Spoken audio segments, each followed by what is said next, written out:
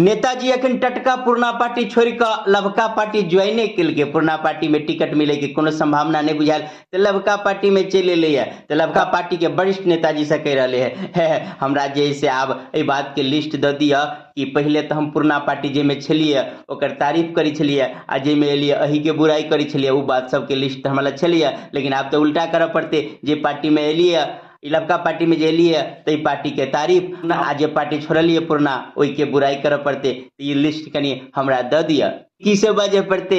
तब लबका पार्टी के वरिष्ठ नेताजी कह रहे हाँ एक लिस्ट तो हम दैये देव तैयार है, लेकिन ई बताओ कि और गुण सब जे नेता में हुई छे वो गुण सब तो पहले से अहाँ के हेबे करत ना। वो गुण तो सब जगह एके रंग चले।